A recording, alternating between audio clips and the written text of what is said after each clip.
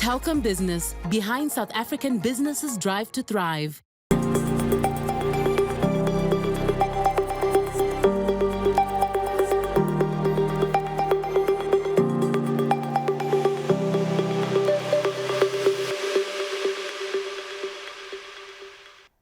Welcome to the Entrepreneurial SME with me, Rams Mabote.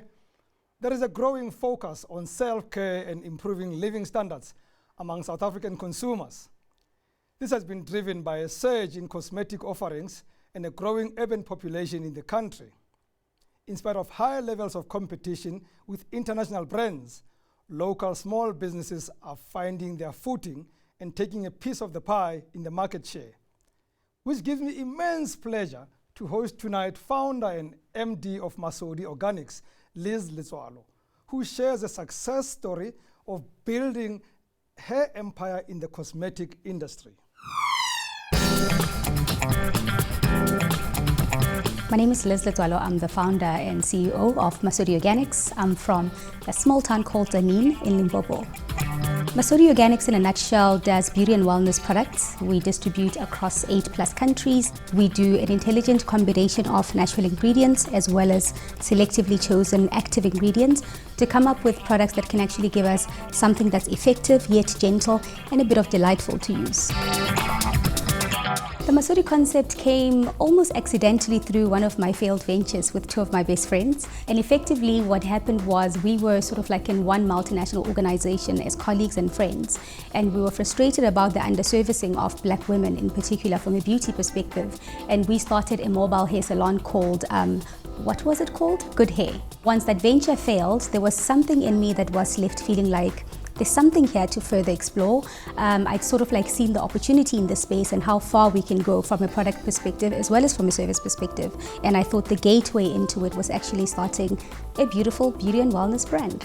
Masodi Organics has only been alive for 4.5 years. My experiences in running Masodi has been incredibly interesting on 3 fronts. One is on a personal level, it was an incredibly, humbling experience. And I think the second thing was just the mechanics of starting and running a business. I think lastly, it's just about really the product, and that's the core of what we do at Masodi Organics. We have evolved so much since, the 3rd of August 2018 up until to this point. Liz is the gateway for Masodi Organics to succeed or to fail. And by that, I mean my personality, my traits, the things I allow or enable, the things I disallow and enable, my traumas, my, all Liz's personal business can get in the way of Masodi Organics. So that's the first thing that I think about when I just think about the challenges. And of course, then you sort of like face those challenges, you grow, you introspect, you go through different life journeys that sort of like seek to improve you as a person so that as you grow, this business can also grow.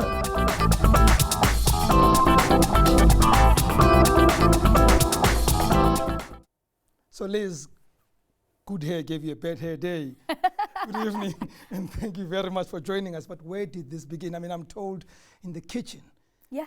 But what skill set would you have had to start in the kitchen doing what you're doing now? I mean, I'm an engineer by background, industrial engineer, so I've done my fair share of chemistry, first of all.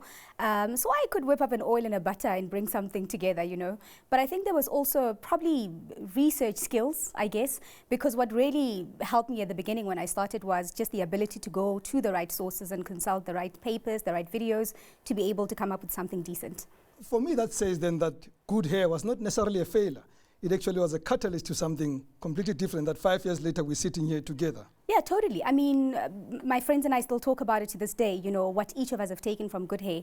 I mean, the one co-founder, Ija Ogwang, has gone on to write a best-selling book, and then Sandisi Wayengeni has gone on to do some important stuff in development finance, and I'm now here running Masodi Organics. That's it. Where did you start selling to? We all want to start a business. We all think that we can make it happen, but we need a market. So when you manufactured in your kitchen, who was the first customer? Sure, I cannot remember, but I think it was my family. My family and my friends were my biggest supporters at the beginning. But the thing with family and friends is that they will buy once to say, here, and then they don't come back, right? So social media was a great tool for me to market the business. A lot of my social media followers and friends were the ones who were actually then buying.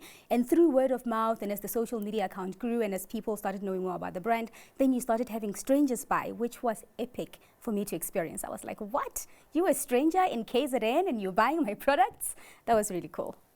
You make it sound exciting. Like I look at the inside, it's so beautiful, but year one should have been a nightmare. No.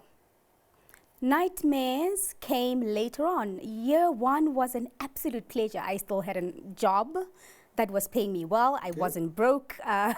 You know.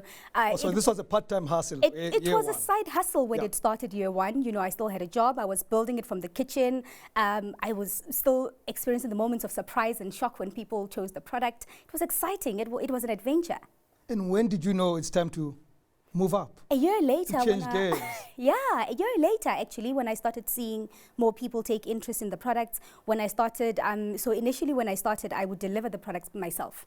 On my way to the office in the morning, I would get in the car and I'd deliver because most of our orders were local. And then on weekends, I'd also deliver. But then once we started having courier partners come on board, then we started being able to deliver nationwide. When I started getting orders from Richards Bay, KZN and Cape Town, I was like, no. Why? Why do you think they were buying? What were they buying? Was it the jockey? Was it the fact that you created something completely different on the market? What were they buying? To be honest, it wasn't something different. I don't think some of the people who didn't know Liz, you know, could essentially buy the jockey. So these are people who I think saw other people talk about the products. These are people who maybe had their friends and families recommend the products to them. These are people who just wanted to try something new and they gave us a try. And then, of course, you realize there's some potential here. And when we see potential in business, we start thinking, I need to fund it to grow it. Yeah. Talk to me about how you raised funding. Initially, actually, I didn't want to fund it. I just wanted it to sort of like grow organically because the volumes we're doing were so low. And because at the time when I started, I had a job, it was easier for me through my salary to sort of like, you know, support the business that way. The funding issue came in once we started getting retail opportunities to bring products into the likes of Clicks and Pick and Pay. And what happened after that then was the hustle for funding began. Private sector entity, public sector entities, and all sorts of entities. And it was a 1.5 year long journey for me. I actually was going to ask you about, and I'm still going to ask you about the Pick and Pay Clicks thing, but I thought the funding would have come before you went onto those shelves. It was the other way around. So it was the demand that drove you to funding. I think it was both the demand and the fact that I was able to pitch the vision to the retailers, to be honest. So I approached the retailers and I said, listen, this is a product that I have. This is what I think we can do with it, and I would like to see it on your shelves. I got a couple of no's at first from different people, but then I kept persisting and I said, what else do you want to see? And they said, if we see this, and I sort of like went back to the drawing board and continued building. And once they said yes, it was a shock even to me, because I was like, oh, you said yeah. It is a shock to me too, and I want to talk about it very seriously, by the way. Yeah. Because there's somebody watching us now and want to get onto those shelves. Yeah. And you got a lot of no's, but I still want you to tell me how you went through to those retailers. So the first tool I used was LinkedIn. I reach out to a lot of these, buyers on LinkedIn. You get a lot of silence, you get a lot of no's, you get a lot of, sorry, I don't work there anymore, and so on. But just persist and make sure that you know who the right people are in the right spaces. And then secondly, I had a very clear pitch to them. What am I going to say about brand Masodi? What's the value for them to have Masodi Organics products on their shelves? And also demonstrating the improvement, right, and the volumes as you go to say, we started, from the kitchen, we've launched our online store, these are the numbers we're doing, this is the traction.